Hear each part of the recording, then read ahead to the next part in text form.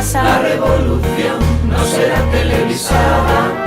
Lo llaman clúster, un término anglosajón que define una concentración geográfica de empresas. Son 11 las que participan en el clúster audiovisual de Asturias, que se ha presentado hoy en la Feria de Muestras. Esta agrupación de compañías se crea para impulsar el mercado del trabajo audiovisual en el Principado. El clúster, que cuenta con la Radiotelevisión del Principado como socio, promueve la creación de contenidos para diversas empresas y sectores. En esa presentación, a la que ha acudido el director general de RTPA, ha habido una protesta en contra de los despidos en empresas contratadas por la Radiotelevisión Autonómica. No podrás jugar con el mando, a encender y apagar, a encender y apagar, ni dormirte en el sofá, ni correr a coger más cerveza en los anuncios, ni recibir la noticia en el iPhone, ni comentar ningún titular.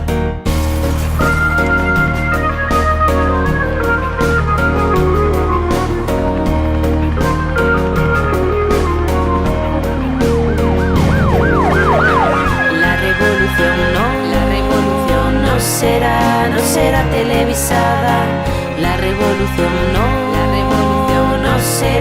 no será televisada. Presentar al clúster y los intereses de sus asociados como un interlocutor cualificado y comprometido.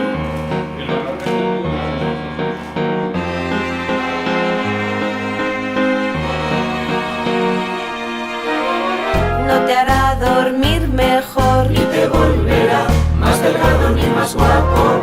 Tus arrugas no se irán, ni verás tu pelo brillar mucho más. No podrás quedarte en casa. La revolución no abrirá los telediarios. No vendrá después del fútbol, ni saldrá en las crónicas de sociedad.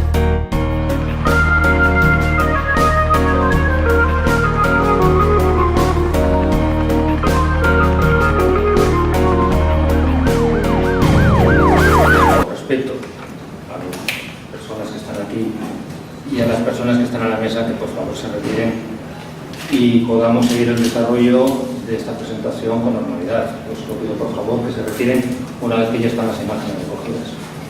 La revolución no será televisada. La revolución no será televisada. La revolución no será televisada.